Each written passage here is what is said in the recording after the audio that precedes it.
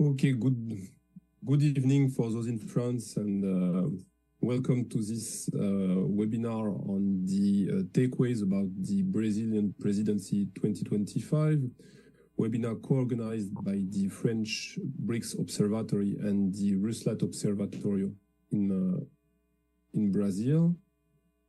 I'm Igor Delanoë. I'm a Secretary General of the OFB, so the French Observatory on BRICS, and I'm very pleased to be the chair of this webinar. Let me give the floor to the two speakers who will introduce this webinar. So David Teurtrie, who is the president of the OFB, and Daniela Seques for the Ruslat Observatório. Please, colleagues, the floor is yours for a few words to introduce our webinar. Daniela, maybe you can begin. Okay, thank you. It's a great pleasure to be here today. Oh, sorry, technical issues here. I will ask you to excuse me to say a few words for our French colleagues. Bonjour à toutes et à tous. Nous sommes très heureux d'être ici aujourd'hui pour cet événement. C'est le premier résultat de la collaboration entre l'Observatoire français des BRICS et l'Observatoire aussi Amérique latine. Je remercie tout particulièrement le professeur David Teurtrie, responsable de l'Observatoire français des BRICS, et je le félicite pour son excellent travail. Je remercie aussi Marinana Barros et Mariana Romling pour leur aide dans cette collaboration. Je salue également les autres membres de la table, le professeur Leonardo Ramos, Igor Delanoë et Adriano do Vale Salgueiro. Nous espérons que ce sera la première de nombreux projets ensemble. Et nous serons très heureux de vous recevoir au Brésil bientôt. Merci beaucoup. Thank you.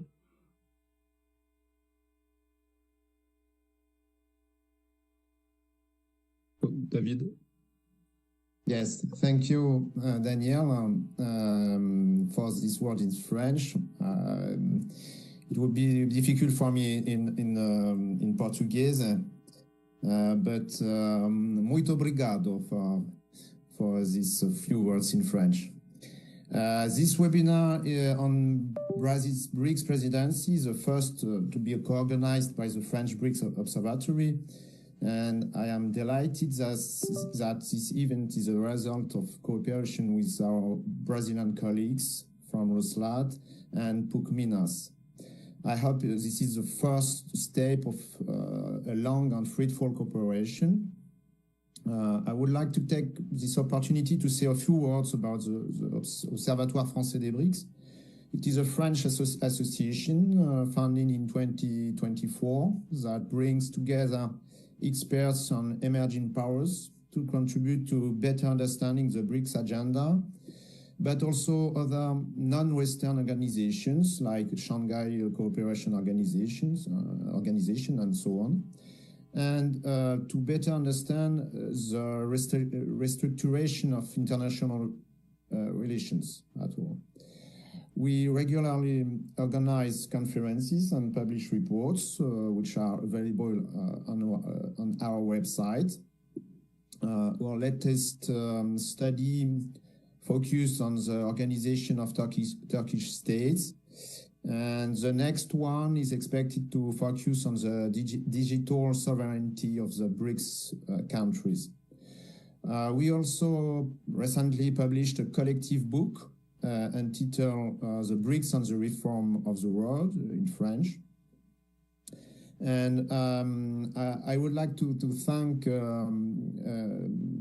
Brazilian colleagues for agreeing to shed a light on Brazil's BRICS presidency, which marked a significant milestone in the forum's development following the major expansion agreed in Kazan in Russia. And at the same time, Brazil was also hosting climate change conference at Belém that same year. This is a very important step too.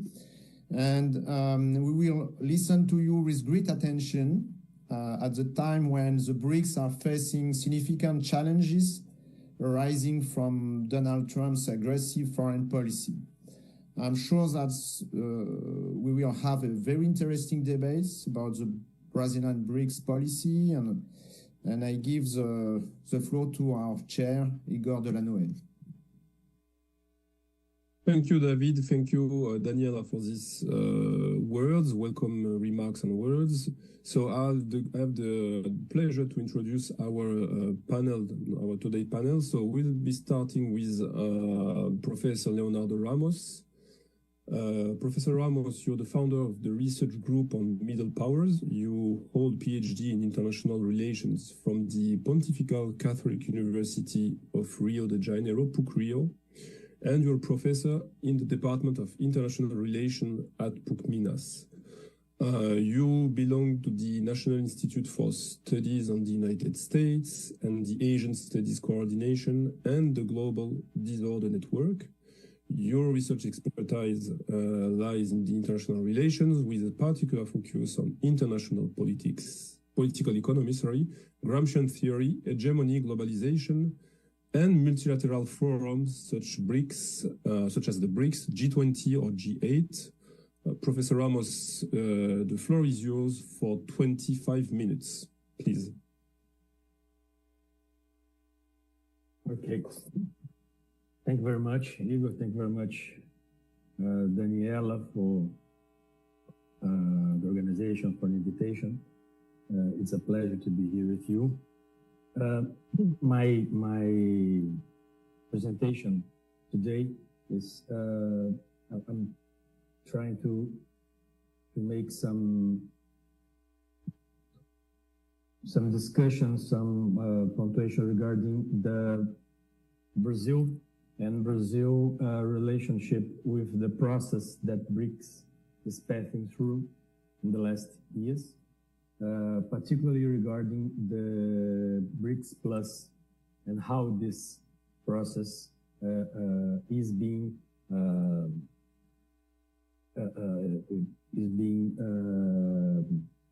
seen by Brazil, and how Brazil is navigating through dilemmas and opportunities in this changing world order. And in order to do so, I think that it's important to think about the history of the BRICS, but particularly the central point that I would like to address today is how does Brazil navigate the opportunities and dilemmas presented by this group's expansion and institutionalization? Because while some analysts see the BRICS as the crucial element for a new world order, and by the other side, others analysts see it as a limited platform with no capacity to rebuild global governance. My point is in the middle of this discussion. The BRICS, if by one side, BRICS does not necessarily introduce a new vision of the word necessarily, as I told, but BRICS is passing through an institutional densification since its beginning. Very important to be seen and analyzed. A process of creating internal structures and rules who has created vital spaces within global hierarchies, significantly impacting the contemporary crisis of the liberal international order. David, Igor already told about this, particularly David. Once we see, for example, contemporary actions of Donald Trump, is not so. If we take a look, we can see that he make he kidnapped the president of Venezuela, which was a candidate to be in BRICS.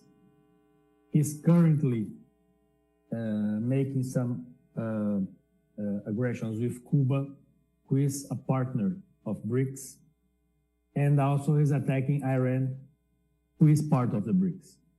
And so I don't think it's a coincidence in the sense the importance of BRICS to Trump's foreign policy.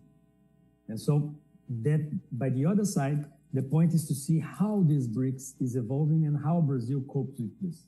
So my idea here is to think about BRICS as a bloc a bloc that has been passing through this institutional densification in 3 sub-processes of institutional densification. One, in fact, 3 overlapping sub-processes. You know, the economic reordering, the international security, and the outreach process that we know as BRICS Plus. So we have these 3 sub-process overlapping that characterizes the institutional densification of BRICS. And so once we go to end, once we understand these 3 sub-processes, we will be in a better position to understand Brazilian position and Brazilian perspective regarding BRICS. So, first sub-process, the international economic reordering. The first pillar of this densification is the demand by BRICS countries regarding the reform of the global financial architecture.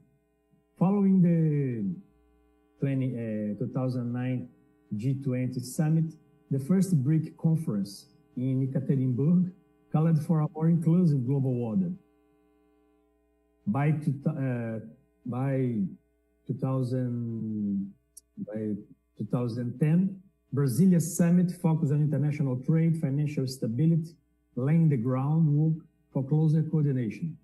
A qualitative leap occurred in 2011 when South Africa joined the group, and the group began to discuss also reform of United States Security Council. But the point here is that all over these summits since the beginning, BRICS countries were demanding the reform of the international economic and international financial architecture, the reform of IMF, the reform of the World Bank, without success. So in 2014, at Fortaleza Summit in Brazil, the BRICS translated this economic weight and these demands into concrete institutions, the New Development Bank and the Contingent Reserve Arrangement.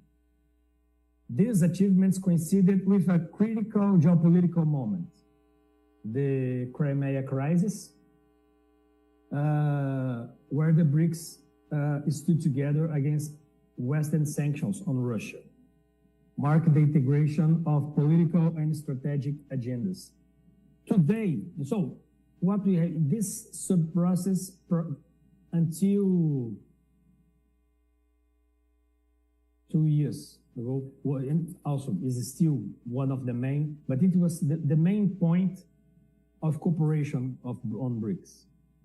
Operation and economic elements. And advancing on that, the cooperation, the advancement on cooperation, trade cooperation, and etc. But nowadays, a new point that they start to discuss this, if I'm not making a mistake, in the summit, New Delhi summit, they start to talk about another forms to trade, and in the sense they're trying to talk about de-dollarization debate.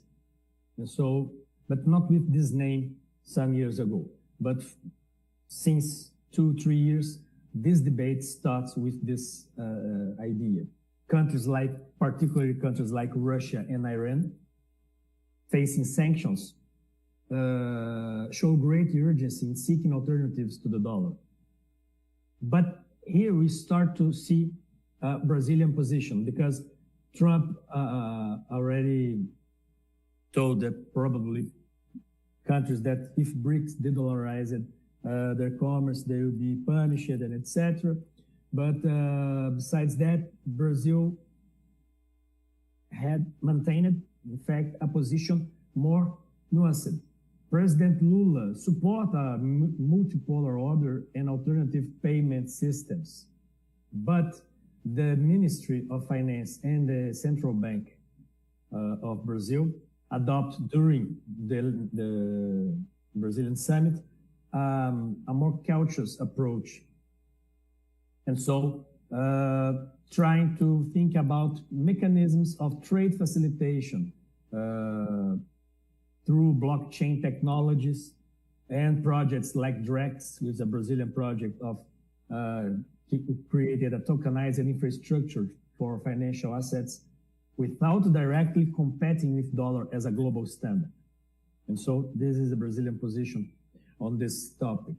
And so that's it. What we see nowadays in this first sub-process is the advancement on the new development bank, the advance also in the membership of the bank with some countries that are not BRICS members, but are members of the bank, and the bank working together with other institutions.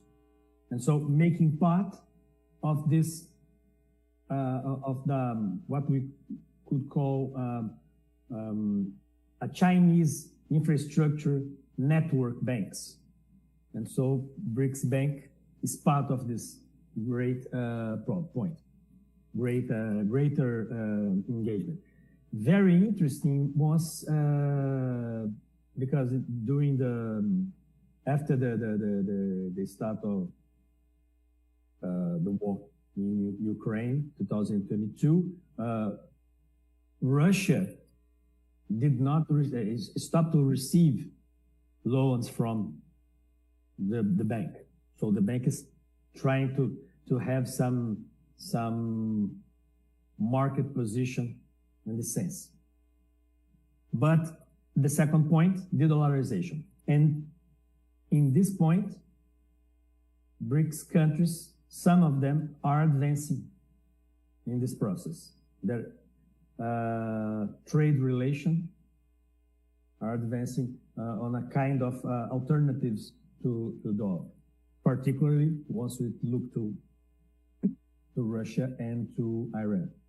The second sub-process, overlapping sub-process, are the international security dynamics. Since 2014, security issues have gained prominence on the BRICS agenda. And so what I'm talking about,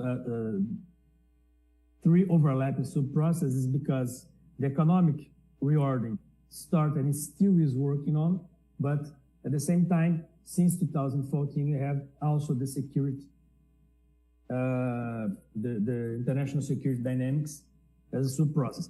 And until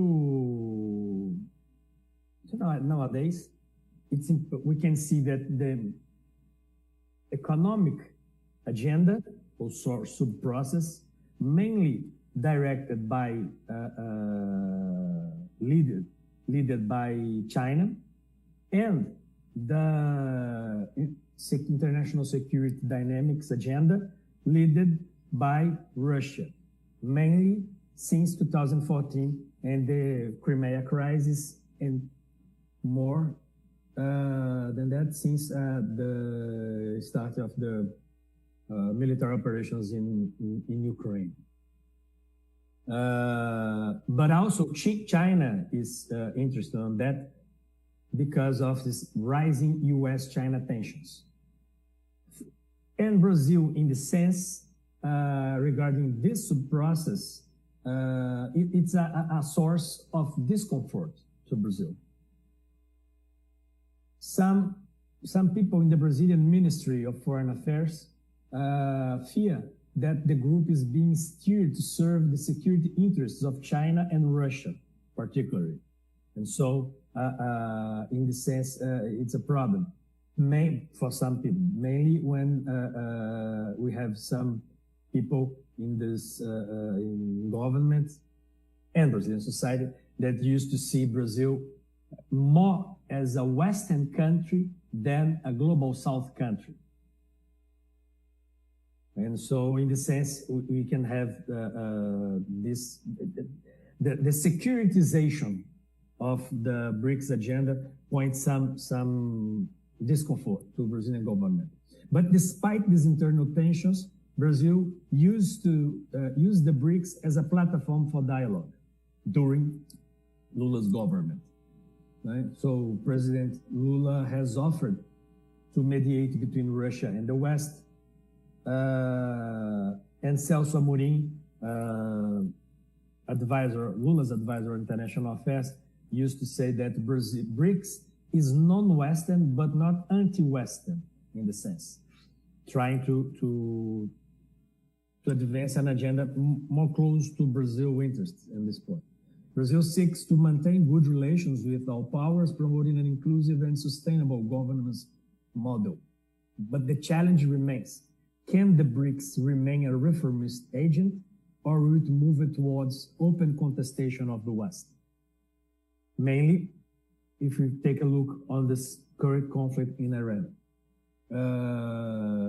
But most members, including Brazil, India, and China, do not seem interested in the latter, not seem interested to move toward an open contestation of the West. But the point is to see how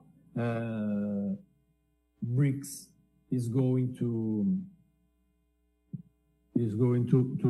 cope with this contemporary conflict. What will be the political position of BRICS in this point, which calls our attention to the third overlapping sub-process, which is the BRICS outreach and BRICS expansion. I call outreach process that has been transformed in the BRICS Plus initiative. Because since 2010, host countries used to invite non-member nations to the summits to broaden the group's reach. So since the 2010 BRICS passed through manifests an outreach process. And mainly this outreach process was a regional one. So Brazil invited South American leaders in 2014, China launched the formal BRICS Plus in 2017. But South Africa, in summits in South Africa, used to invite African countries to be part of the summit, and so on and so on. But this expansion is deeply tied to the regional leadership of its members. Brazil historically prioritized the Mercosur and UNASUR, one used to exist. China focused on the Shanghai Cooperation Organization. Russia focused on the UFA summit, the Shanghai Cooperation Organization, and the Euro-Asiatic Economic Union countries to be part of the summit.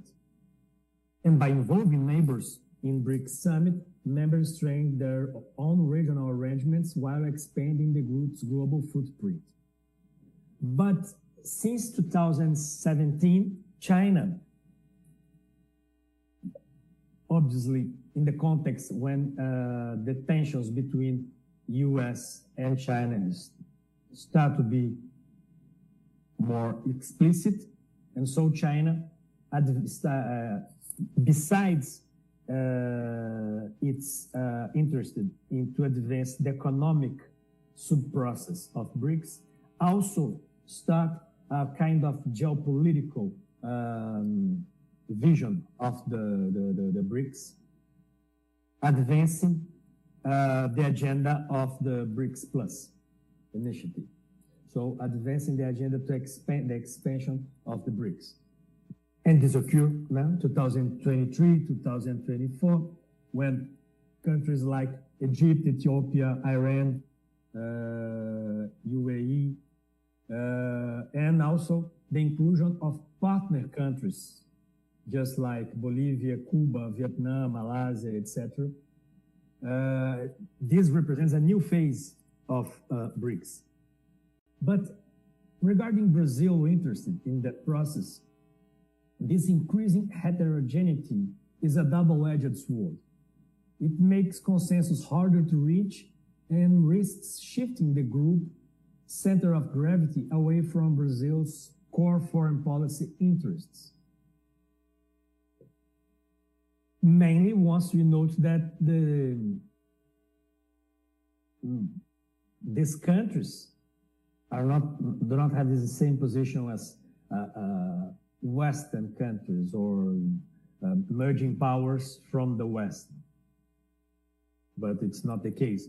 And so it's very, this is very clear when we take a look at the first moment of expansion of the BRICS, the first wave of BRICS Plus, when Brazil defended the inclusion, the invitation, only to the only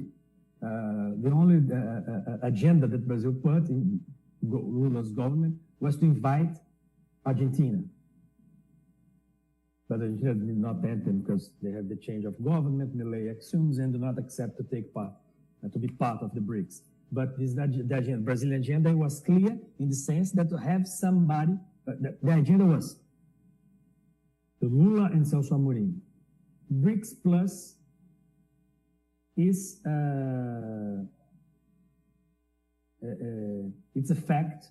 China wants it, so it's gonna occur.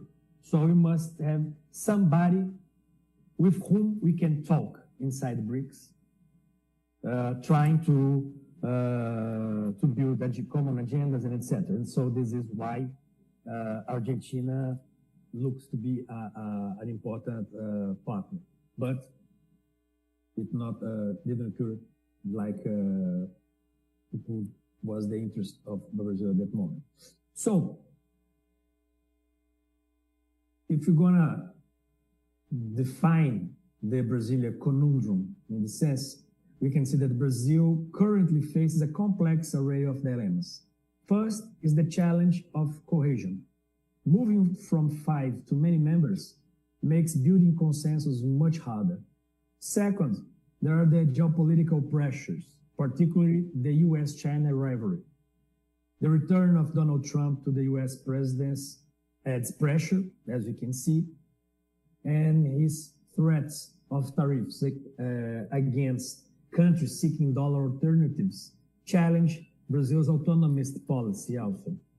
And third, domestic constraints. There is significant bureaucratic resistance within the Brazilian government regarding what I told you. Many officials in the central bank and Ministry of Finance or in the Itamaraty still identify strongly with a Western identity and see BRICS with skepticism. And this internal polarization limits the government's ability to adopt a more assertive pro-BRICS stance. So, in this context, we can see that the 2025 Brazilian presidents of BRICS was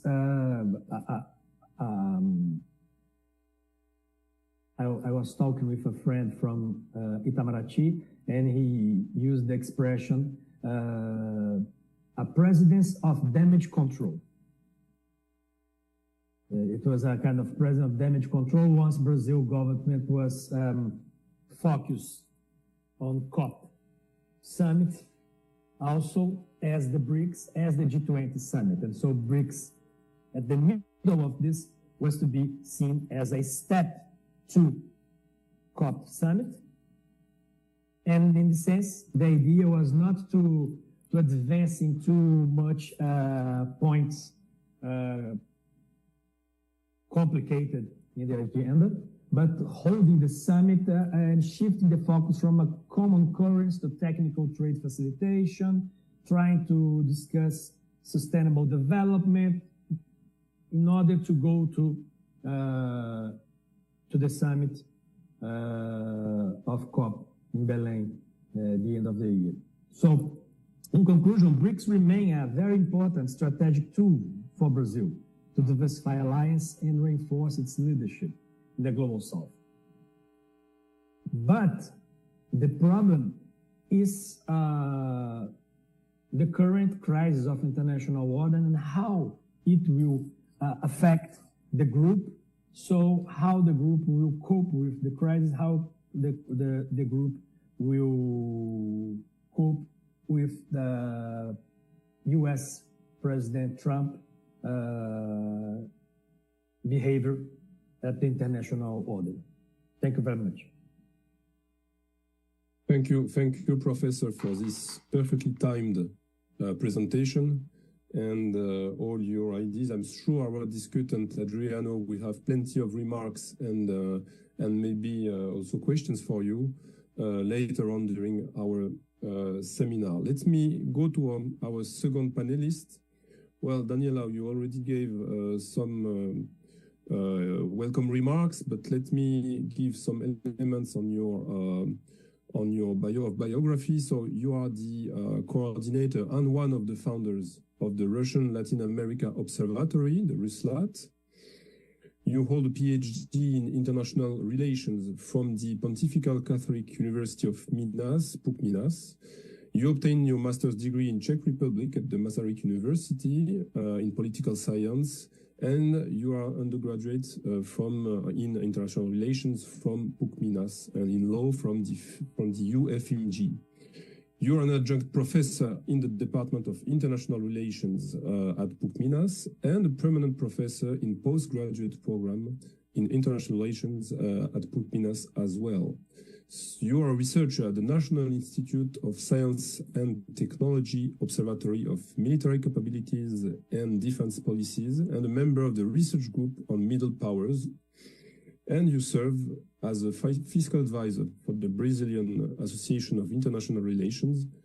Your areas of interest include Eastern European states, Latin America, and discussions on theory and method in international relations. So, Daniela, the floor is yours for 25 minutes. Thank you. Thank you, Professor Igor, for the presentation of my brief trajectory here at PUC Minas. I'd like to talk to you today about a comparison between the Kazan Summit and the Rio de Janeiro Summit in order to try to track the similarities and differences between Russian and Brazilian interests within BRICS. It's a very contrasting case, so therefore very useful for us to understand more the acting of this important bloc nowadays. So I have a small presentation to share with you. Let me just check if I do it from my computer. Could you please help me out? Vai do meu? Ah, okay. Could you have it here soon? Well, I will start anyway, so I don't want to let you waiting. Ah, okay, we have it here. Well, so why comparing BRICS presidencies? We must first of all recognize the increasing importance of this bloc. With its recent expansion, BRICS accounts for 45% of world population and 30 to 35% of global GDP. So that's very relevant when you think about international politics. Moreover, we are not talking about an international organization. We are talking about a forum, a space for debate. So when we think about the rotating presidencies, we can identify how these countries try to shape the agenda of the bloc. So that's also very important to pay attention. And finally, when we look to Brazilian and to Russian cases, Russia hosted the summit in 2024 after a Brazilian request, because in that same year, Brazil would be already hosting the G20 meeting. So Russia took this presidency, not on the proper order, but under a Brazilian request. And then Brazil hosted it in 2024. It's also important to highlight the context within both these presidencies occur, because especially when it comes to Brazilian presidency after Donald Trump a second mandate, we can perceive many elements that shape how the bloc sees its spaces in international politics and reacts to it. First of all, we have an environment of global disorder, which can be understood as a process that captures a gradual and intensifying movement of contestation. I'll ask my colleague Marinana here for some help. I don't have enough. I'm praying for that, thank you. So this context is marked by great power rivalry, which can be obviously represented by the current conflicts right now. Professor Leonardo also mentioned it. We have shifting alignments, so it can present to the bloc challenges for keeping its cohesion. We have also a focus on regional strategies, which also talks close to BRICS, because we're talking about a bloc that, at least before the expansion, was formed by important regional leadership. So it's also relevant to note that this global disorder hinders us to international politics more regionally focused. We also have epistemic challenges to Western-centric models of order. So here we can talk about, for example, the de-dollarization, the challenges for economic reform that BRICS tries to articulate within it. And last but not least, we also have a disorder that is deeply connected to global capitalism and global South, as Professor Leonardo and other colleagues mentioned in a very recent paper. So it's interesting to note how these three realities are connected, and they impose different kinds of challenges to Russia and Brazil, therefore the differences in their presidencies. Well, following this idea of global disorder, it's also important to mention this environment of polycrisis. This is a concept from 2022 that highlights how separated multiple crises, for example, insecurity, with terrorism by the beginning of the millennium, and now all the challenges for UN, for NATO to take care of the international security agenda. We also have economics with the 2008 economic crisis as well highlighted. And environmental security, that was a very important debate for Brazilian presidency agenda in the context of the meeting in December in Belém. We also have sanitary crisis that was brought about the pandemics in 2020. And finally, a general institutional crisis where the current architecture that we have does not seem to be sufficient to deal with the current problems that we face in the scenario of polycrisis. It's also important to mention that these many crises, they do not occur separately. That's the point of this concept of polycrisis. They are profoundly interconnected. So a bloc like BRICS, in spite of its agenda and how multiple this agenda is also conditioned by the scenario of polycrisis.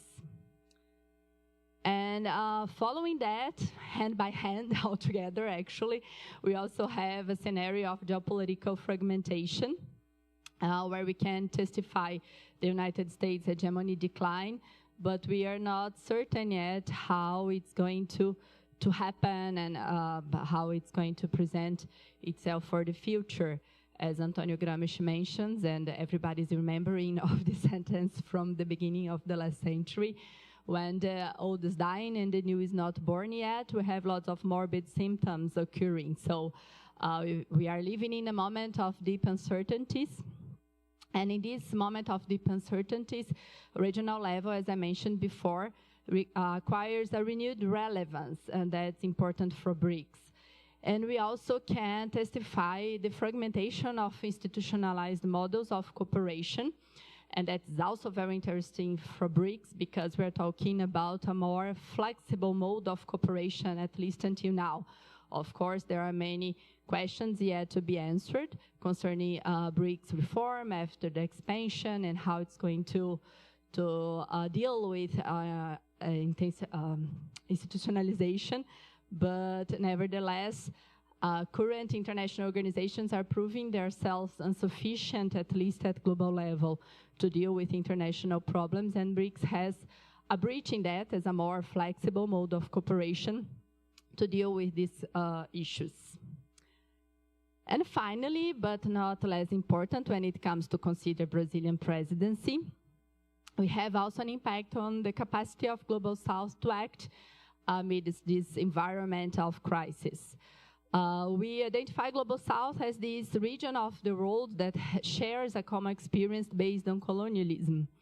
But it's also important to note that this region was affected unequally by global disorders. So it's hard to talk about this region as something homogeneous. And we can also see that this region is facing increasing economic prominence, not facing, but actually enjoying an increasing economic prominence without equivalent institutional representation. So BRICS also has been functioning as a space to demands on a more democratized international institutional environment. So this context where Global South countries do not feel well represented in international politics also opens a space for stronger BRICS acting in international politics. Well, finally, when we think about the Brazil and the Russia summits in a comparative perspective, we firstly need to identify the different geopolitical contexts of each presidency. Because as I mentioned, we are currently living under an environment of global disorder, and each presidency is trying to bring for their presidency their particular interests as well. So we need to think where Russia and Brazil were while organizing their summits. When we look to Russia in 2024, it's of course important to highlight the context of the Russia-Ukraine conflict, marked by sanctions against Russia, its isolation from the West, and how Russia has been trying to turn its foreign policy to a broader audience, to diversification of partnerships. For example, it's now very strong in Russian speech, the idea of world majority as a group of countries that could be better suited to represent international interests, global interests. And in this concept is included the idea of Global South. They do not talk that much about Global South in their speeches and documents, but the idea of world majority meets the idea of Global South as a space of a more democratized environment. When it comes to Brazil, on the other hand, in 2025, we are living a moment of kind of post-polarization diplomacy under Luiz Inácio Lula da Silva, after some years of foreign policy more focused on cooperating with the United States under Jair Bolsonaro presidency. And at this moment of post-polarization, we can testify a stronger engagement of Brazil with multilateralism and balancing strategy in international politics. So no wonder why the country has decided to host 3 important summits in space less than 2 years. We had G20 on November of 2024, then BRICS Summit on July 2025, and finally the Environment Summit in Belém in December 2025. So when we compare these different geopolitical contexts, we need to highlight that Russia tends to present itself more as a challenger to international order, and Brazil seeks a space as a mediator, and this premise influences how these countries dealt with their presidencies. So here in this slide, we can see the formal agendas that these countries advertised as their agendas for their summit in Kazan 2024. Russia pledged to seek the strengthening of multilateralism to promote a more just and democratic world order. This idea of democratization through diversification is very strong in Russian international speech, especially in BRICS. It also pledged to fight for the enhancement of cooperation to promote global and regional stability and safety, the promotion of economic and financial cooperation for a just global development, and the intensification of people exchange to foster social and economic development.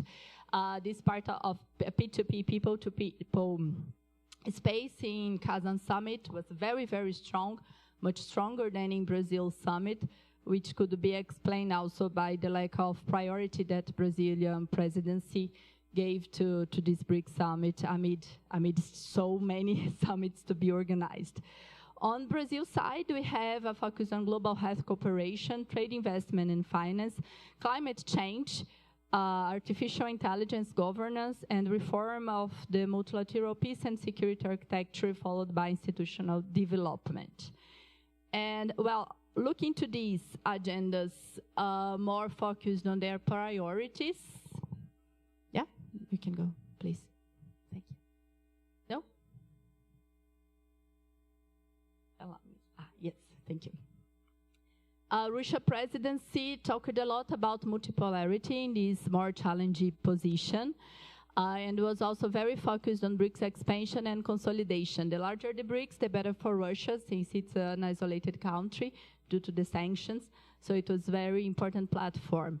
De-dollarization and alternative financial systems was also a core discussion. You must remember President Putin presenting a bill of BRICS money. It was an important debate within Kazan summit. Of course, they don't want an unified coin. It is just something to pressure this idea on the bloc. And finally, political coordination against Western sanctions was also very present.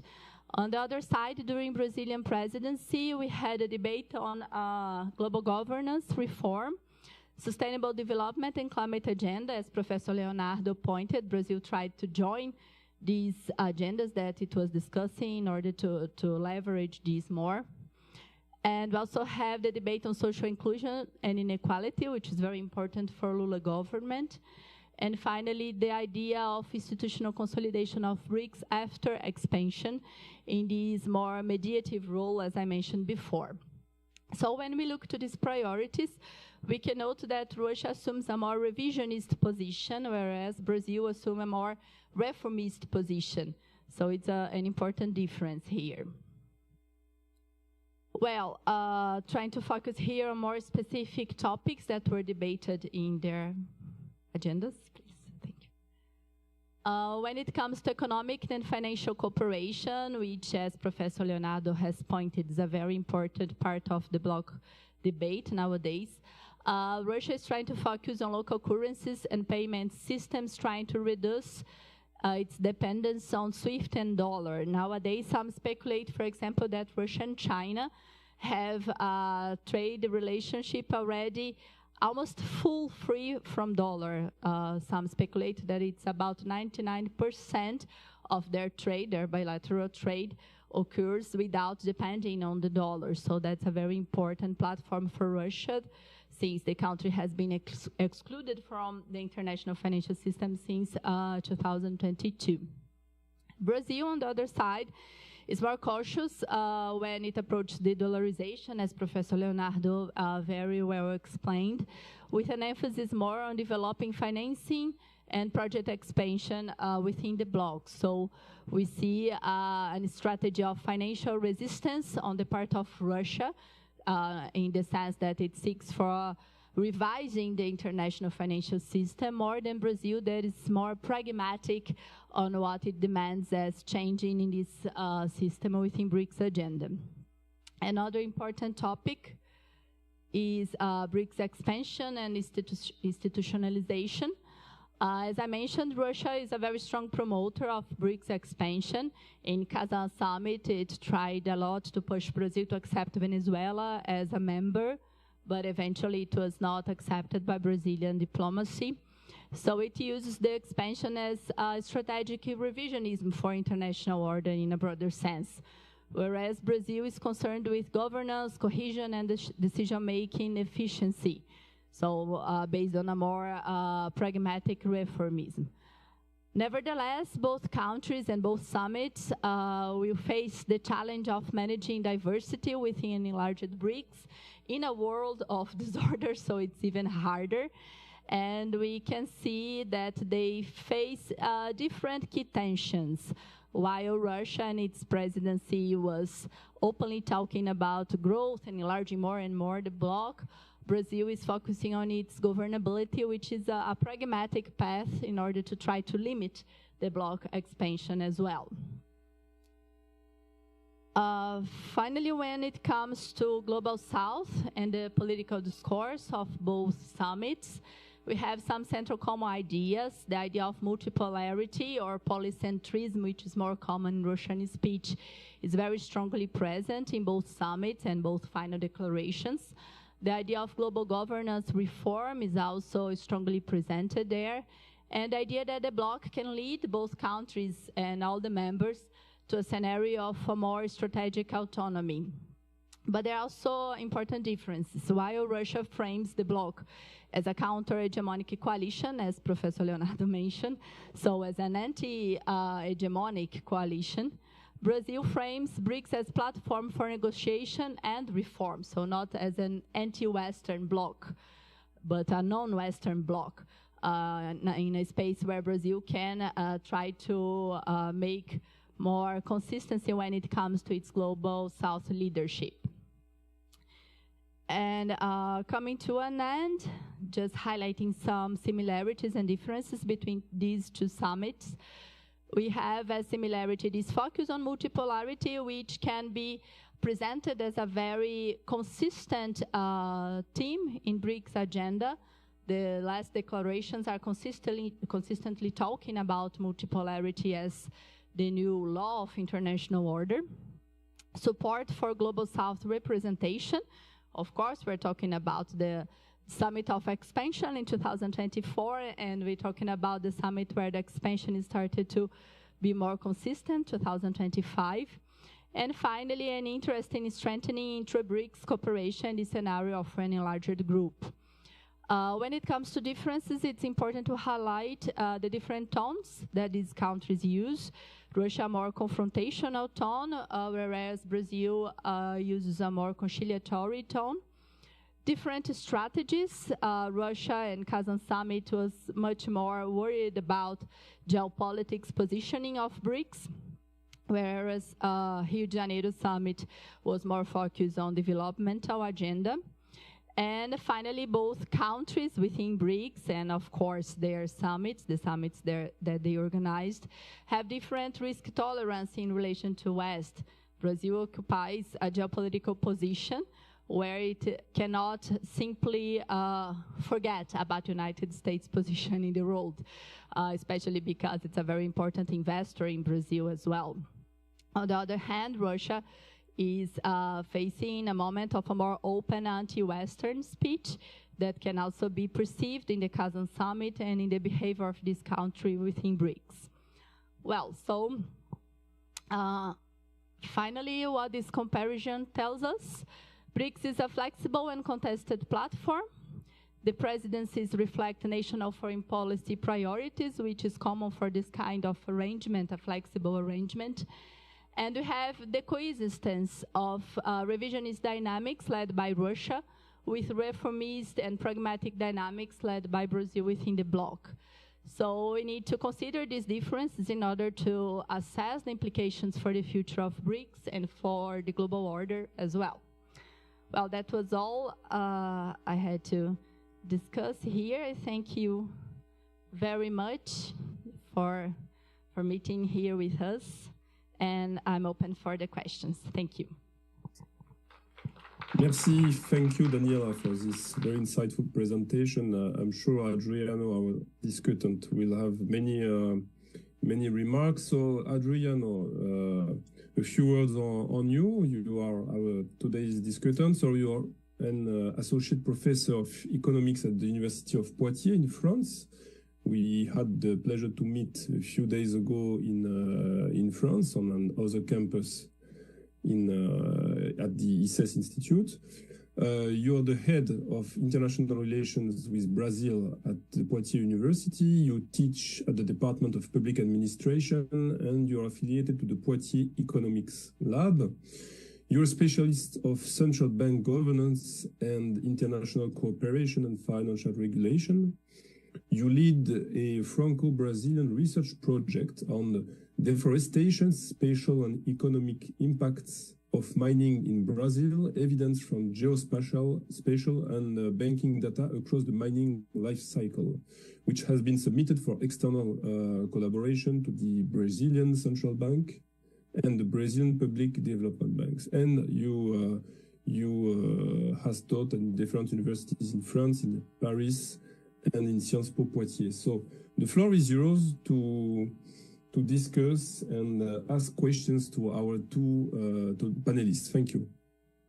Thank you, Igor, and thank you, David, for the invitation. Very interesting event, and thank you for the speakers. Thank you to the speakers for the interesting and insightful presentations. So I will present some comments and trying to ask 1-2 questions to both of colleagues Daniela and Leonardo. So the first one, the first topic I would like to address, and inspired by Leonardo's presentation, is the challenge of cohesion. So as we understand, the BRICS Plus already outweighed G7 in terms of GDP and population by large. So and Daniela mentioned those aspects. Nevertheless, the BRICS Plus remain very heterogeneous in terms of GDP per capita, for instance, not to mention other social economic indicators or economic specialization, and even the weight of each economy. Also, BRICS remain not very integrated in terms of trade. They are strong exporting economies. They represent more than a quarter of the world exports, but a minority of those exports are directed to other BRICS countries. So there is a challenge in terms of integrating, in terms of commercial and trade integration, not to speak about finance as well. So we have a cohesion challenge, an integration challenge when it comes to economics, despite the potential and the evolution we have been seeing. So enlargement, as you mentioned both, also comes with a stronger challenge of cohesion. So that's the first topic I would like to put to the discussion. In terms of geopolitical stance, we also see that challenge of, not say collusion, but at least more alignment or challenge or sharing perspectives. When you take a look, for instance, into geopolitical distance as assessed by UN votes. There have been some initiatives trying to create indices of geopolitical distance by Voten and co-authors, and there is a database online by Voten, VOETEN, Harvard Dataverse. You can take a look.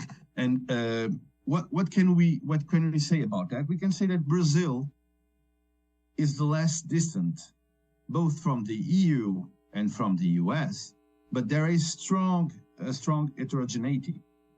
Let's say there is strong variability of distance to the EU and to the US.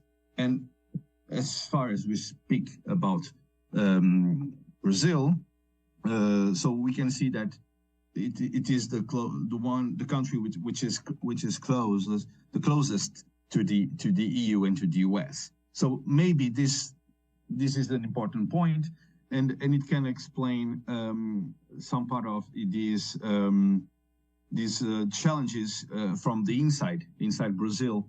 Maybe you have the cultural part of it, because one can understand, I'm Portuguese, so one can understand why Brazil maybe feels closer to the Western world. So this is my first big topic, and maybe you can comment on that, the challenge of cohesion. The other topic I would like to present is about, is it China embarrassing as a rising hegemon for BRICS? Is it an asset or is embarrassing? I mean, to put things in a manichaeist and kind of binary approach. Sorry for that, but because China is so central in this BRICS Plus forum or alliance, economically for sure, but more and more geopolitical too. So China is so big in terms of GDP, exports. It controls key technology. It is the hegemonic rival to the US. We have been witnessing how its control of critical raw materials can be used as an asset. Chinese authorities have been creating a parallel financial infrastructure and institutional framework. So we have been seeing BRICS trying to build such an alternative to the Bretton Woods institutions, but China has been doing that too in its own way. And sometimes we see Chinese initiatives outweighing BRICS initiatives, for instance, in terms of lending and in terms of finance. It has been trying to mirror US infrastructures in terms of finance, clearing infrastructures and payment infrastructures. So is China more of an asset for BRICS, or it can be embarrassing as a rising hegemon? Being, if I can say that in another way, is the Sino-American rivalry a problem too? As Leonardo was somewhat saying, we have maybe. Are we going to be trapped in the Thucydides trap for the BRICS? That could be maybe the question. And I will say a few words on the financial part of BRICS cooperation and the de-dollarization initiatives as a third topic. I think this is maybe the most important part of it. Maybe it's because I'm an economist, but let's say I think it's a key aspect.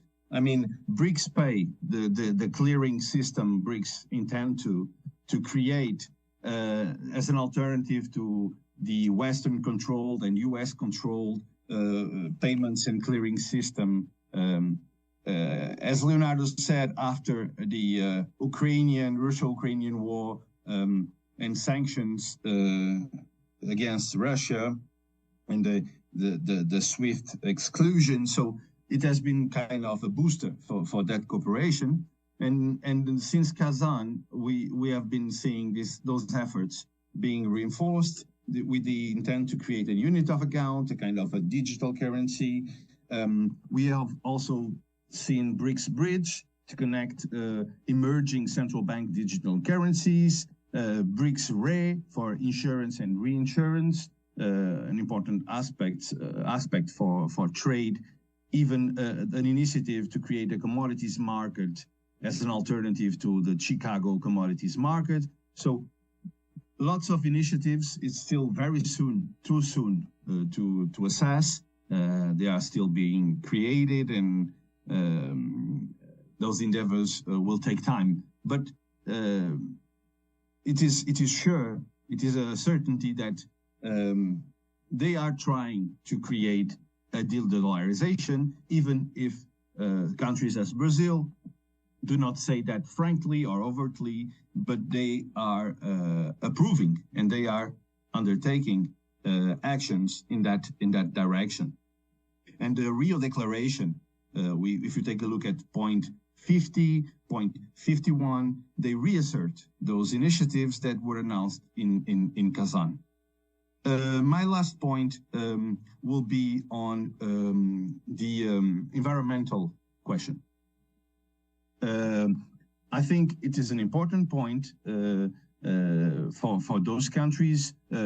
China has been trying to present itself as a transition model. Okay, we think that it is not that straightforward, but when you have in front of you Trump and the US, it is easier to present yourself as a model in the transition, into the renewable investments and production, etc., etc.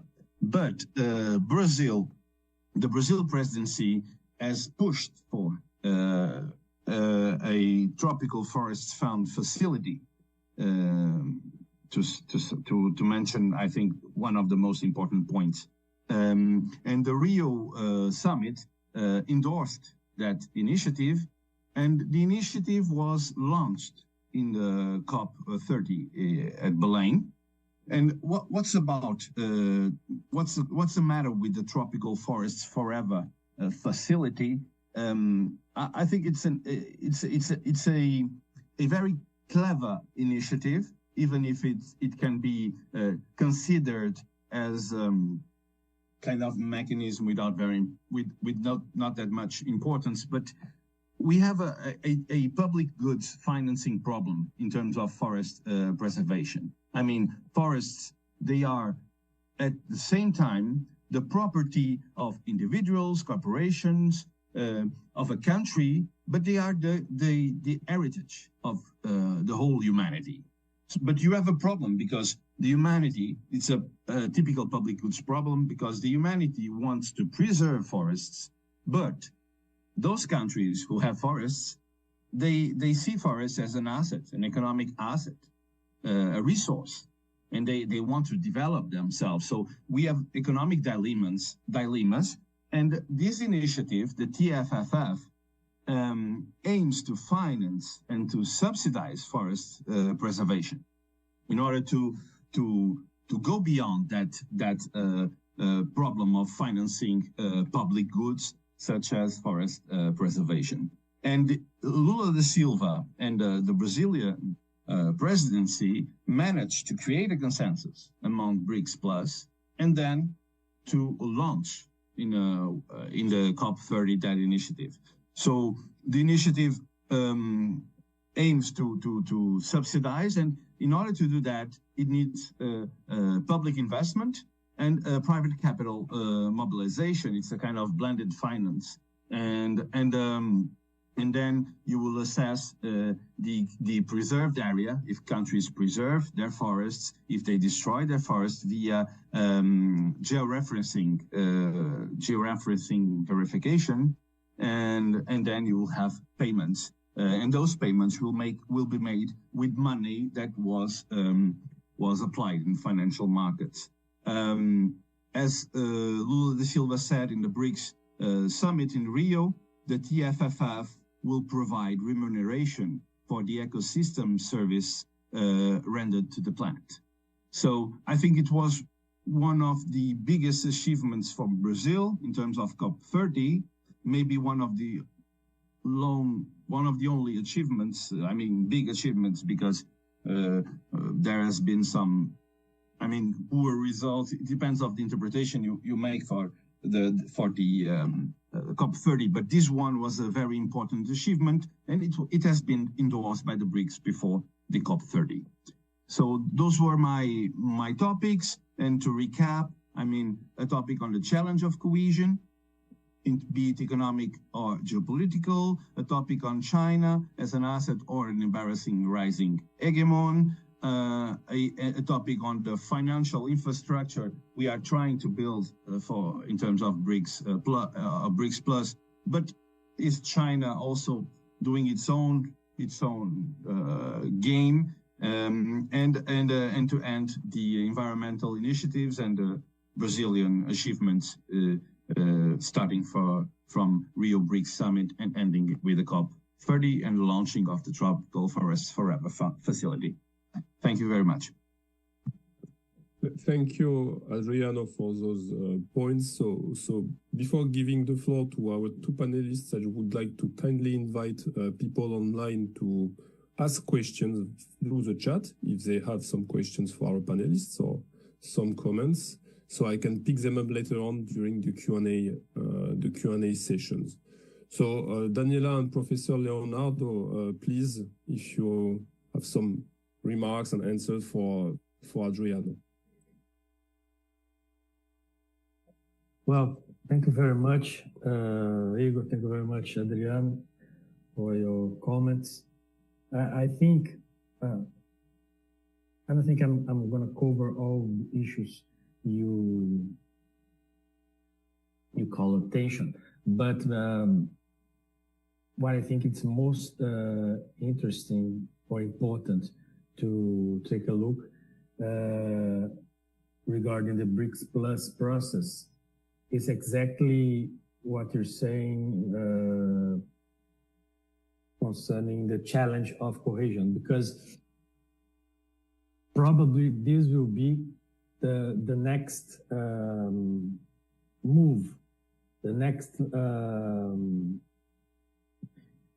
point that we must pay attention. Why I'm saying that? Because once we go to the other point that you made regarding the de-dollarization, the BRICS expansion, it's not the challenge of the cohesion is not a problem at all at this point.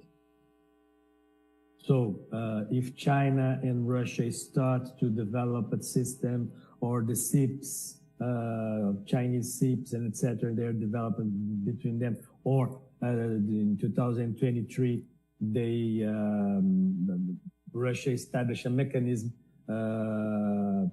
with India not passing through dollar in order to sell oil barrels, etc. This is not a problem at all. If other countries do not enter on that point, or they can advance their relationship without dollar, but maintaining dollar to other relationships. So it's not a problem. Cohesion, it's not a challenge necessarily. But the problem that I think is, once you talk, thinking about the China situation and trap and etc., I would like to take a look on the current international juncture, because this is probably for Brazil particularly will be the main dilemma. How BRICS will present itself in a context of crisis like this. You have a BRICS member being attacked. At the same time, this BRIC member is attacking other BRICS members in order to find some US base and etc. in countries that are part of the BRICS. And so how BRICS will position itself in a context so complex like this? I think that once BRICS has this kind of innovation, institutional innovation process, but I do not have answers to this, but this is the point that I'm really trying to grasp in the current juncture. And thanks again for your comments. Daniela. Thank you, Adriano. David, I think we already have 3 teams for the next webinars following Adriano considerations here. Very important debate that he has proposed. Well, I agree with Leonardo. I think BRICS has a very flexible form of cooperation. Of course, cohesion is a huge challenge, but we have a flexible space to navigate within it. And one important thing is also to note that maybe the most important thing that unites BRICS is difference, is actually that they have a common feeling, common position of contestation that of course come in varying degrees. They do not contest the current order in the same way, nor with the same intensity.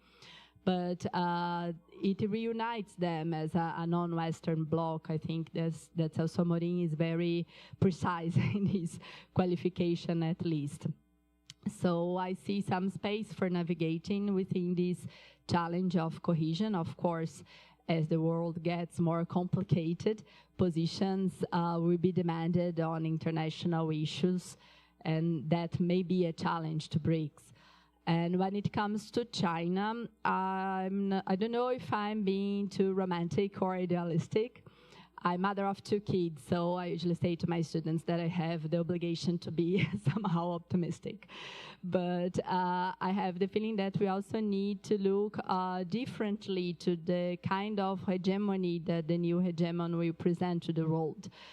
Maybe it would be the first time in history that we have opportunity to have less unjust and a more equitable hegemony architecture, because we're talking about the first time that a country that has not been a colonial power is enlarging its position in international distribution of power. So, of course, there are many problems to face, but for example, when it comes to Chinese mode of cooperation that do not present many political constraints to their partner as US and European modes of cooperation do, for example, we can see a more interesting mode of cooperation for countries in the global south. So maybe we need to think deeper on what kind of hegemony China will present for this future international order that is under construction in order to have a more precise judgment on what it will represent for BRICS, if it would be an embarrassment or not. And I think you made a very interesting point on the environmental question. It's an important agenda for Brazil and for the BRICS as well, though with not an uniform position. Russia, for example, as a larger exporter of oil and gas, has a complicated space within that, though it has also been investing a lot in energy transition and greener alternatives. It's an important agenda for the bloc, no doubt of that. And I think it was a very smart movement of Brazil to focus on the forest fund, because it's a less contentious sub-theme within the environmental agenda. And it was also good for connecting to the meeting in Belém. So I also agree with you. It was the most important achievement of the summit, in my view. But I will let other considerations for our future webinars, David. We have 3 important topics here to further debate. Thank you. Thank you, Daniel. Adriano, did you get the answers and the answers you expected, or do you have It is completely okay. Just to say that I do agree on our agreement on the TFFF.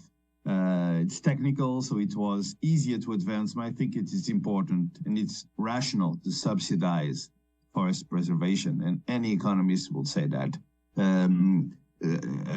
Regarding the common denominator, I think, yeah, we have the defensive stance regarding the US, maybe, and the idea to go beyond a US and Western dominated world, but the alternative is not that clear. But at least on a defensive stance, I think there is a common defensive stance. We have a common denominator on de-dollarization. But the question is, what system will we create? I mean, if we dream, and I will say as Daniela, we can dream for sure, yeah, but still being reasonable. I mean, the ideal will be to have a true multilateral governance for issues such as internet, digital space, money, and to go there will be a problem to go from one hegemony to the other, and it will be better if we can try to build a multipolar world and to maybe create the beginning of a true multilateral governance. But yeah, maybe it's too ideal to think about that. Okay, dear colleague, I suggest we can open the floor for the Q&A session for a few questions. So I will be using the specific position of being the chair to give the first question, if you allow me. So it's a question to both Daniela and Leonardo regarding the current situation in the Gulf and the stress test for the BRICS, which is actually this war is actually this war against and in Iran. So traditionally, the BRICS have refrained and sometimes avoided to politicize their communique because it's difficult to maintain the cohesion in face of big turbulences and big crises across the world. So one exception was the 2011 communique during the summit and of the 2011 regarding Libya. So it was the first case of kind of politicized communique to condemn, the NATO operation in Libya going beyond the resolution of the United Security Council. And in 2024, we also had a communique which criticized and condemned Israel for, operation in Gaza and in Lebanon. So what we should expect from this year's, Delhi summit of the BRICS regarding the situation in the Gulf and the Israel-US military campaign against Iran and Iran's retaliations against UAE, for instance. So what should be expected, and what would be Brazil's position regarding this situation? I would be very curious to hear your comment and your insight about that.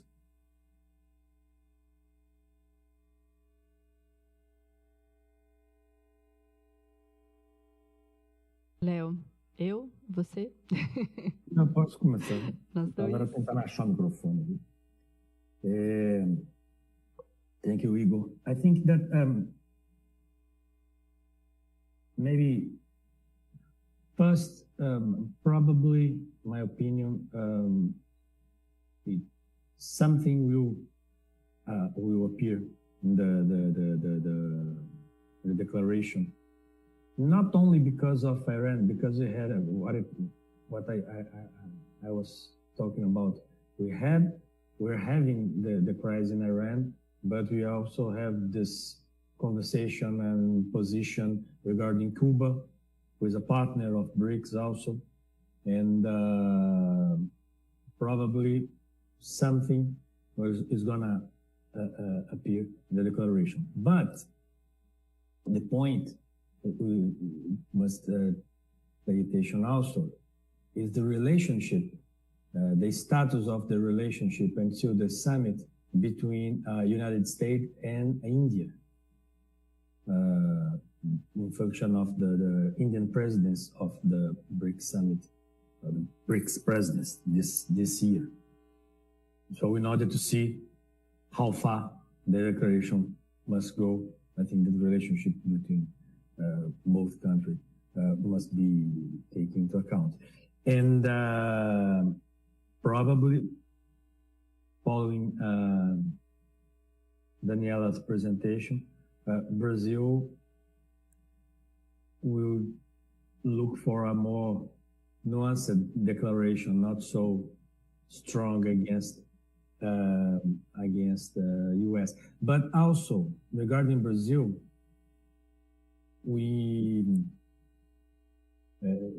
it's important to see how its domestic politics, Brazilian domestic politics, will be running once we have election this year, presidential election, and so probably this will be also something that will constrain Brazil engagement on some elements. And I don't know. Maybe I will think about this point regarding your question.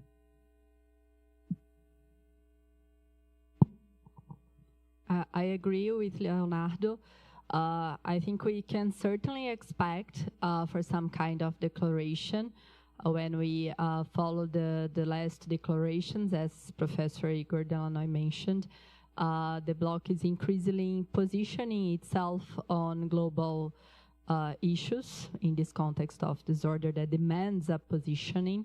But of course, it's a very challenging situation considering that Iran is a member of the bloc, and the bloc countries have different intensities when it comes to think about their relationship with the United States and even Israel. So to be very tricky, I'm curious to see how they are going to sort out this dilemma, because I think they need to say something, but they cannot say anything.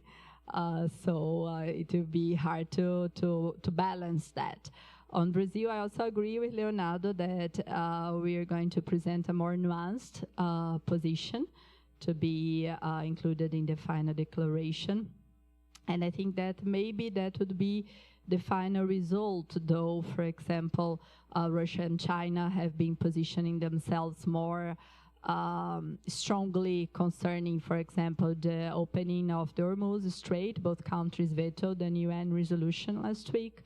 So they are more aligned in a more strong position against the military campaign of US and Israel and Iran. So there will be a debate, I'm sure, but I suppose the final result would be a more nuanced position, and that would be something that the Brazilian delegation certainly would stand for. Of course, we have the elections this year, so that's also something that will moderate our position, because the main opposition to Lula's government has a strong alignment with the United States. It would probably be Flávio Bolsonaro, which is son of Jair Bolsonaro, our former president. And they have this strong alignment position to the US, including this was used last year in the moment of Brazilian summit, when Brazil received the tariffs from United States. The argument was based also on this political dimension, because Jair Bolsonaro was being convicted and is in jail now in Brazil. So it will probably be used. There are rumors that point already for some connections between political elites in US and political elites here from the far right that are already in touch. So somehow maybe it will also influence the position of Brazil in this situation concerning the final declaration of New Delhi. So let's see how it's going to work. Yes, thank you.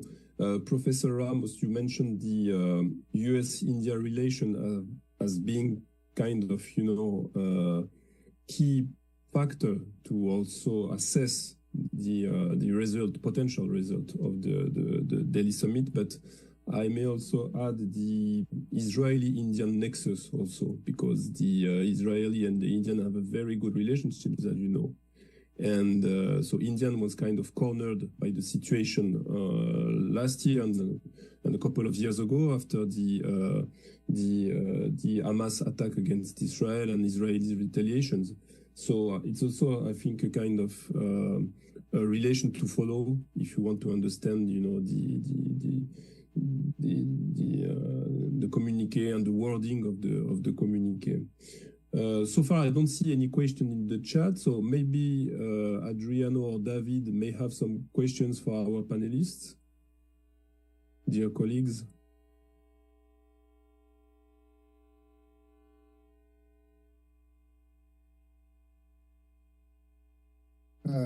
Yes, maybe a remark about, as we said, the presidency of BRICS moved from Brazil to India, and you say that the Brazil point of view is BRICS is not anti-Western, but more non-Western organization or forum. At the same time, as we said, and maybe it's the same approach for India. As we said, India has a very important relationship with United States, and they signed an agreement, economic agreement with United Union.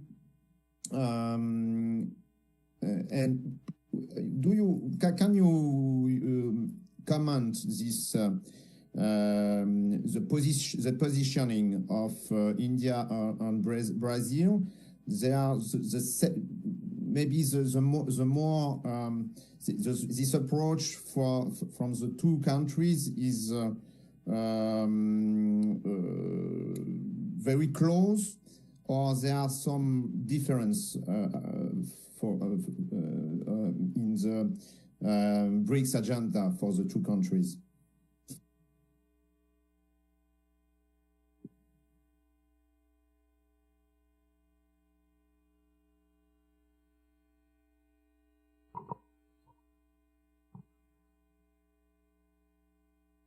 Leo, would you like to answer, Professor David, or can I?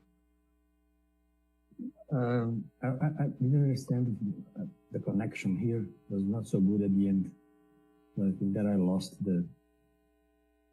I think Professor David is asking about comparing Brazil and India position when it comes to their relation to United States and how they see the BRICS, following your comment on the fact that Brazil sees BRICS as non-Western. Okay, I can indeed. Thank you, Daniel. I think that here in Brazil we have this particularity of this vision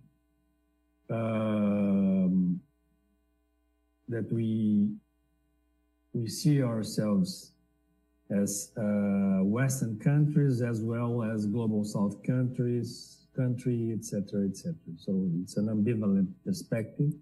But one thing that we also have to take into account, it's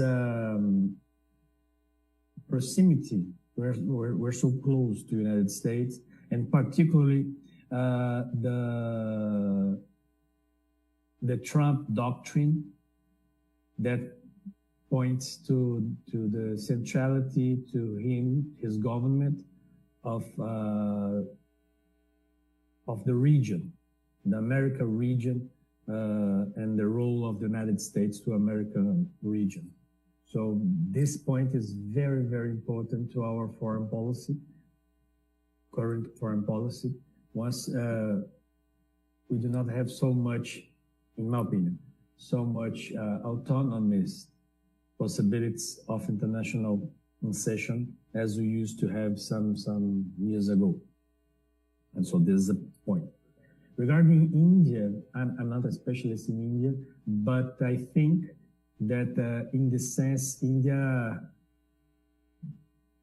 is passing through a problem, because by one side has a long relationship, partnership with Russia, but on the other side is that has some close relations with the United States. But all the behavior, Trump behavior with his allies since the beginning of the government, put some problems to some sectors in Indian society that are more close to US in the sense. And I think that this is another point that we must take into account to see. Also, regarding BRICS, the relationship with China, the India relationship with China, and China relationship with Pakistan. And so also I think that this also are points that to take, that it's not So it's not a problem. Different kinds of problem that India and Brazil must take into account in order to profound or not relationship with BRICS in this crisis context, I guess, my opinion.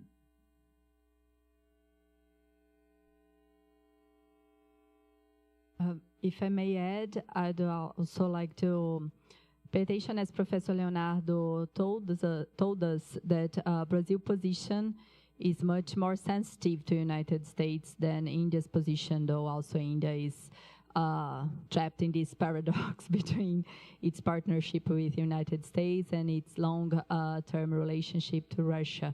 But when we look to India, we also see their attempts to some kind reset the relationships with China.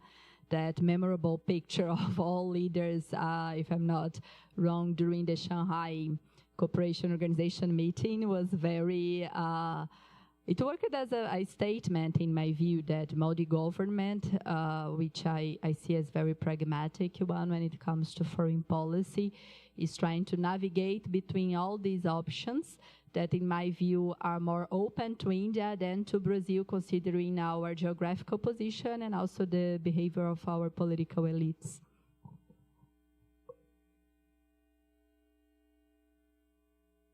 Thank you. Adriano, do you want to add something? Or do you have maybe just from an European perspective, and also from a Portuguese and French perspective, if I can say, for sure, Brazil and India are those countries.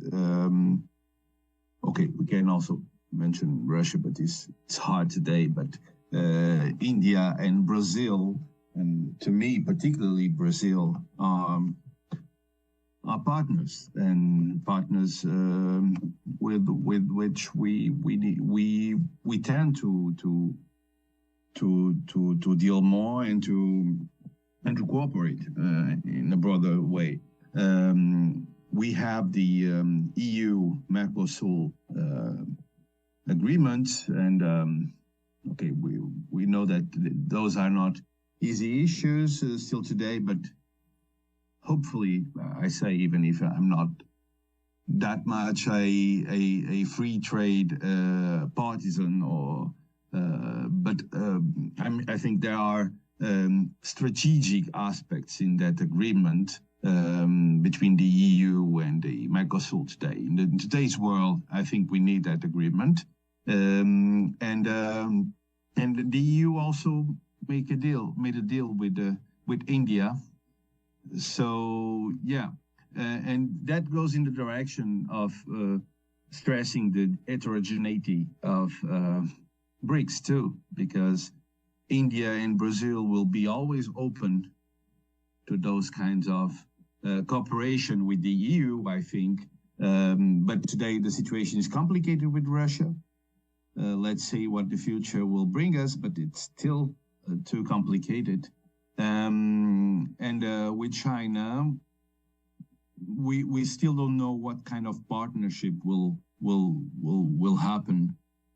Will be with the EU, China and EU partnership, but it is not clear if we are going to be protectionist in a general way, or only protectionist in some sectors, or if we are going to ask for Chinese investments and localization of production in the EU. So we still don't have a clear stance regarding China too in the EU.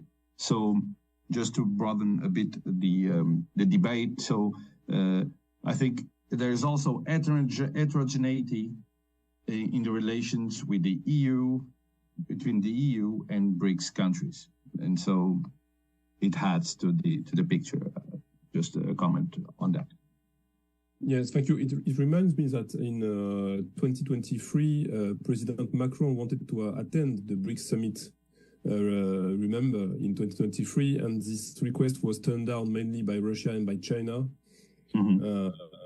So it was an interesting moment, and I wonder what would happen today if Macron, well, it will not happen, but if Macron wanted to attend this Delhi summit, what would be the answer? I think it will be turned down also, but well, in the context of a more aggressive U.S. foreign policy, you know, and the Venezuela, bullying Cuba, bombing Iran, maybe the answer would be different, or maybe there would be more debate among the BRICS regarding the answer to how the answer should be to Macron's, you know, request to attend the summit in Delhi. But I mean, it's not the case. It's like sci-fi because it was not going to happen. But interesting moment. I agree. It is true that France is the only European country, let's say regional power, if you can call France a regional power, that can envision such possibility of cooperating freely in the world. But unfortunately, French elites have been trapped in Atlantist positions. So we don't know how it will develop, how it will evolve. But yeah, France could play such a role. But yeah. Yeah, agree. I'm not saying that in the future, maybe with the next president. Near future. Yeah. Well, I have another question regarding the grain issue and agriculture, because Brazil, like Russia, are big agricultural countries. I mean, they export a lot of their agricultural production, and it brings me back to the situation with the Gulf and with the blockade of Hormuz, because some experts raised already the red flag, saying that we are running into a big crisis regarding, of course, gas and oil, but also regarding food security. And my point is about the idea that was floated in 2024 during the BRICS summit in Kazan to create a grain exchange, a BRICS grain exchange. So don't you think that the current situation around Hormuz and Iran create, or at least shed a new light on this, you know, idea of creating a grain exchange of the BRICS to enhance security among the BRICS? And if yes, what should be undertaken to give shape, you know, to this idea of grain exchange? I mean, I wanted to get the point of view of, you know, experts from Brazil, because Brazil is a key stakeholder regarding, you know, food security and agriculture. I think that this question dialogues with the last one, I guess, because by one side, I think yes, I think that it's a topic that a very important topic to India, a very important topic to Russia, particularly also. And also Brazil is important and very interested in that also, China also. But the point is to end the war is putting problems on this, of course. And probably would be a very interesting moment to bring this topic to the summit again. But my opinion, for example, regarding what for Brazilian position regarding the summit 2025 in Brazil, also the summit of G20, the position of Brazilian government is less a position of the exchange, grain exchange stock than a position to fight against hunger and things like that. And so probably a discussion more close to food security, etc., than a discussion that goes against U.S. interests. My opinion.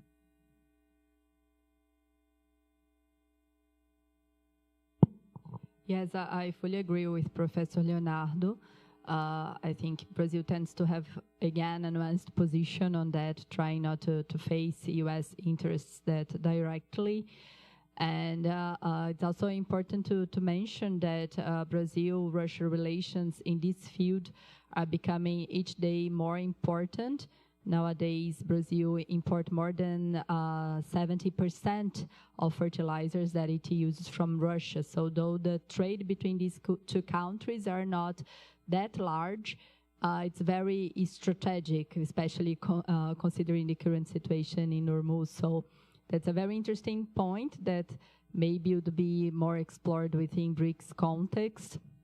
But I also don't see, at least now in presidential elections year, very competitive one, I don't see Brazil taking a more firm position on defending an alternative to Chicago scheme, to Chicago architecture for commodities. Okay, thank you. Maybe David or Adriano, a few comments to add, or? Yes. I have another question to our panelists.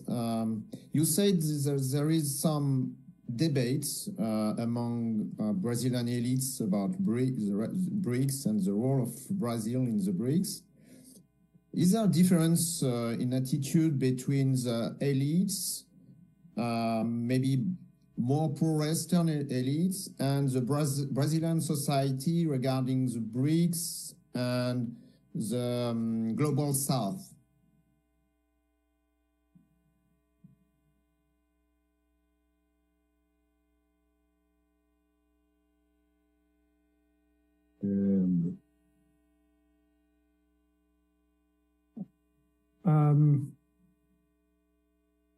I think that this, I don't know if Daniela or Marinana included have some data on this, but what seems to me sometimes is that this position is very close to the ideological position to the society, you know. So the position, people with a position more close to the right wing are more close to US position and also to Israel. And by the other side, you have some people, but BRICS, the point that BRICS is not, I was talking with this guy from the Itamaraty, he said, BRICS is not a topic of foreign policy that is important to an election here. So the problem, Israel is a problem. You can lose votes, you can win votes with the problem regarding how you position concerning Israel, for example. Venezuela was an important point also to inflame right-wing sectors and etc. So in the sense, society, Brazilian society does not have a very clear position or perspective regarding BRICS countries and global South perspective and things like that. It's more, it seems to me that it appears more to society when we have Lula's government and he starts to talk about this idea. But once you had the government of Bolsonaro, for example, all the discussions, all the discourses was regarding to close relationship between Brazil and US and Brazil and Israel. It was a different perspective. So I think that this is the non-presence of BRICS in public debate, you know. Well, if I may, I think it will be interesting to take a look if there are polls on that.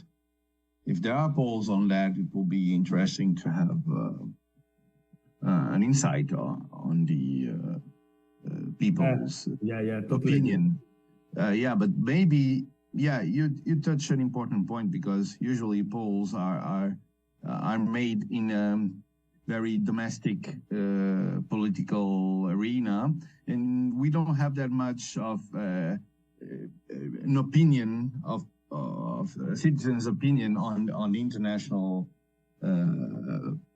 sphere, and and on the foreign policy, broadly speaking. So it will be interesting. I don't know if there are, but if there are, it will be interesting to take a look on those aspects. And also thinking about the rising interdependency, economic interdependency. I mean, I was in Brazil in October, and it struck me how many cars, Chinese cars, you see in Brazil right now. So, and it is just a visible example, but I think like Chinese exports to Brazil are just rising exponentially. So maybe that economic interdependency and the fact that the Brazilian people are getting used to Chinese goods, maybe it may affect also political opinion too, from the material part of it, of life. So yeah, it will be interesting. If there are polls, maybe it will be good to see if they have evolved, that if their opinions have evolved through time. Yeah, it will be an interesting work, maybe. I'm very curious, Adriano, to check on it. I have never seen a poll with such questions. I think here our society follows the world average of societies that are not that engaged in foreign policy. Even if you look to U.S. democracy, foreign policy issues do not determine the vote when you look to the polls, and they have a whole debate on foreign policy to discuss it. But here in Brazil, I would bet this is even worse, if I can judge this way, because to society inequality and differences in education and poverty. So the main topic in the end is the paycheck and how the economic indicators are behaving, you know. Yeah. So I think that it's much stronger than foreign policy issues. But I do agree with Leonardo that we must pay attention to Israel variable, because far right is largely supported by political evangelical elite that is strongly connected to Israel. So that's something to pay attention. On the other topics, for example, Venezuela is very framed as a Cold War debate still in Brazil, as the communist threat, this kind of qualifications. And but it hits us in very paradoxical ways. When it comes to Ukraine situation, for example, we had a unique moment in which both far left and far right were united in Brazil. The far left was praising the Russia initiative as a Soviet inspired thing. And the far right was also praising it as a very strong movement from a strong leader. And Bolsonaro was even visiting Russia some days before the invasion. So it's a complicated net of relationships. And in the end, I would say that these international issues do not influence that much. But we should pay attention to Israel, to the role of religion in current Brazilian politics. Well, interesting. So building on your answers to David's questions, one could say that South African President Ramaphosa's position against Israel is neither popular nor supported by this kind of wing you described in Brazil, and actually is a very touchy issue for the domestic stage, political domestic stage, I guess.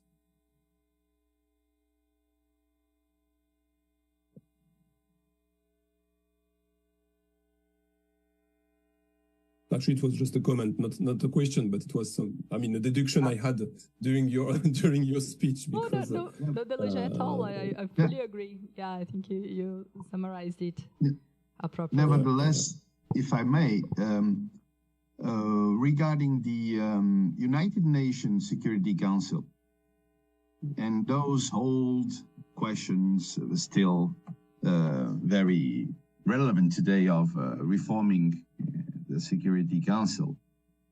How has this important topic for the Global South, for the BRICS, evolve through time. I mean, and you mentioned Africa also, and South Africa in the question of diversifying representation, Security Council. So it has been a topic I have not been hearing about it, or maybe it's me. I'm not very concentrated on those parts of the issues. But do you have any input on that? Recent input on that question?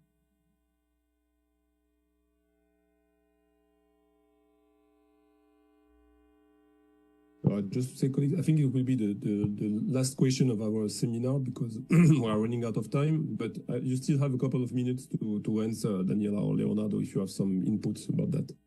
I will answer briefly. I think with the bloc expansion, that may be an issue because what we have up to now, for example, is support from the part of Russia to Brazilian candidacy.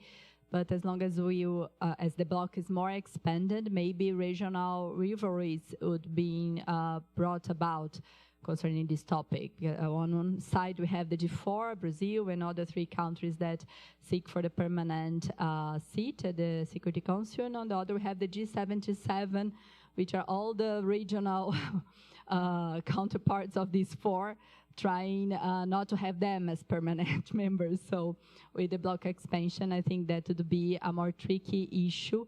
And so far, there are consensus on supporting each other plea, but with expansion, it can get more complicated, I think. I agree with Danielle. I do not have anything more to put on this. Well, great. I suggest we just wrap up the seminars, and because well, we are running out of time, but I'm sure it's the first seminar of a series of other promising seminars, and I really appreciated all the discussions, inputs, and questions. I'm sure there are plenty of things to think about on this kind of format. So again, I would like to thank David, Daniela, Minas, and the Ruslat, and of course the French BRICS Observatoire for having arranged this first webinar on the BRICS. And well, I hope to see you soon around another topic to explore together. Thank you. Thank you very much. Thank you. Bye. Thank you Bye-bye. very much. Take care. Have a great week. Bye-bye. Thank you.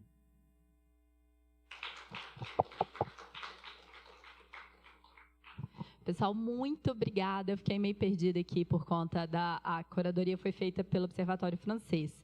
E eu queria muito abrir para perguntas para vocês, mas como o chair era francês, a gente ficou meio embolado, né, nesse meio do caminho. Mas havia perguntas? Me conta, Antônio.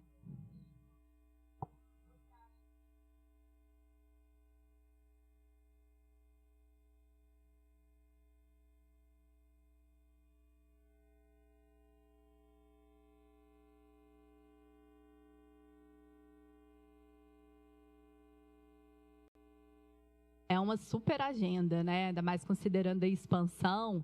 Hoje, eu não... agora essa conta me falha a cabeça, eu tenho ela anotada aqui em algum lugar.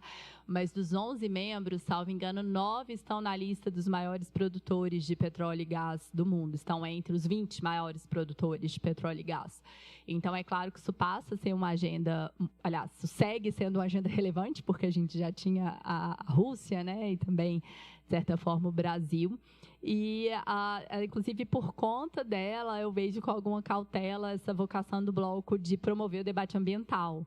Né? Você viu que o Brasil foi falar sobre floresta. Falar sobre floresta não está diretamente ligado à mudança climática e emissão de gases de efeito estufa, né? E mudança de plataforma energética. Então, acho que a coisa tende a caminhar por aí, assim, eles buscarem se unir nessas diferenças.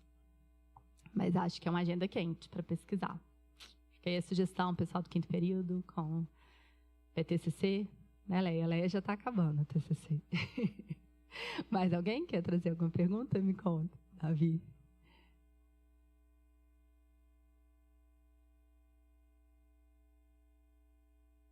Uhum.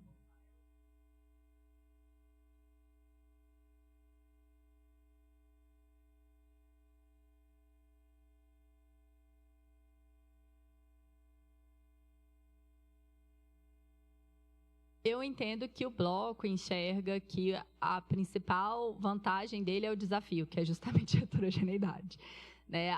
É um desafio porque você tomar a decisão é muito mais complicado, né? Por exemplo, emitir um comunicado forte sobre a situação no Irã, eu acho bastante difícil de ser acordado entre todos os membros, ao mesmo tempo que eles não podem ficar calados a respeito. Contudo, eu entendo também que a diversidade é uma grande vantagem, tipo um asset mesmo, né? Porque a gente está falando de um mundo que está se reorganizando de maneira multipolar. Então, a partir dessa defesa de uma instituição que consiga, de alguma forma, ainda que não maximalista, lidar com a diversidade, é uma vantagem importante para o bloco, sabe? Então, acho que a tendência são essas posições mais nuanceadas sobre as questões políticas, né? E buscar, dentro desse formato flexível, um encaminhamento mais pragmático sobre as questões. Não sei se a Ana concorda comigo. Sim. Te respondi? Faz sentido? Alguém quer trazer mais alguma questão? Pois não? Ah, legal.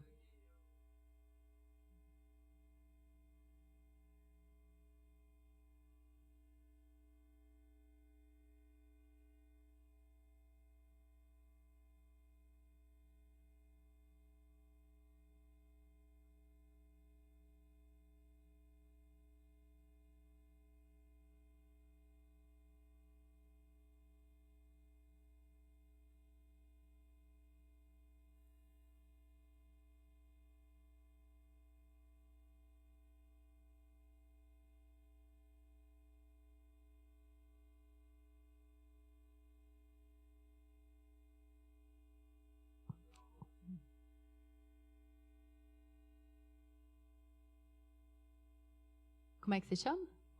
Cláudio, você veio de qual faculdade? Ah, bacana, obrigada. Seja bem-vindo aqui à PUC, sinta-se sempre convidado. Então, o ponto do BRICS é ser um bloco flexível, né? Ele não é uma organização internacional, então ele não tem regras internas de funcionamento, além da prática diplomática, por exemplo, de alternar as presidências, da presidência ter o mandato de determinar a agenda. Ele não tem uma resolução que ele termine isso. Isso é convencionado pela prática reiterada do grupo. Então, assim, não existe um processo de desligamento formal, né? E aí, quando a gente observa os últimos anos do governo Jair Bolsonaro, acho que houve ali, assim, um certo choque de realidade em relação à capacidade do Brasil de fato, se afastar de maneira definitiva, por exemplo, da China ou do BRICS no sentido mais amplo, né? Porque nós temos uma relação de interdependência muito forte com a China, em especial, mas também, como eu mencionei, com a Rússia, em relação aos fertilizantes, né? Tem relações também com a Índia. Então, eu não acho que seja realista um desligamento ou vamos cortar relações com a China. Não temos cacife para fazer isso. O que talvez seja observado é uma mudança na retórica, né? no tom que se dá ao bloco e à atuação do Brasil nele. Mas do ponto de vista assim, concreto, até mesmo pegando o gancho desses últimos anos do Bolsonaro, os anos do Ernesto de Araújo não, né? Foram anos de uma contraposição assim, mais aberta, que não pareceu depois adequada, né? Quando Carlos, esqueci o sobrenome dele. Alguém me ajuda? Carlos, oi? França, obrigada. França, né? Estava aqui com o Observatório francês, lembrei. Que o Carlos França já trouxe trouxe essa retomada, né, de um tom mais pragmático para a política externa brasileira. Então, eu entendo que a tendência seja que se dê dessa forma, assim, mais parecido com Carlos França do que com Ernesto de Araújo. Mas vamos ver, né? Porque aqui no Brasil também é cada susto que a gente toma. Mais alguém quer trazer alguma questão? Não?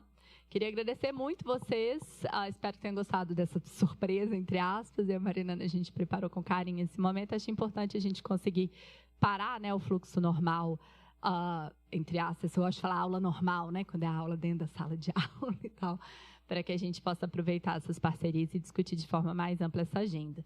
Eu espero que ela dê frutos, então fiquem atentos, né, quem sabe vocês também possam participar de forma mais direta de outras iniciativas, e queria te agradecer também. Ah, é que vocês emendam, né? Menino, tivemos lista aí de métodos, B? Tirou? Obrigada. Que eu ia fazer agora. Eu gravei também, quem tá vendo. Então vamos respirar, né, gente? Obrigada, viu, todo mundo? Obrigada, Bernardo, CSC, maravilhoso. CSC /Labicon, né? Você vai me matar se eu falar CSC.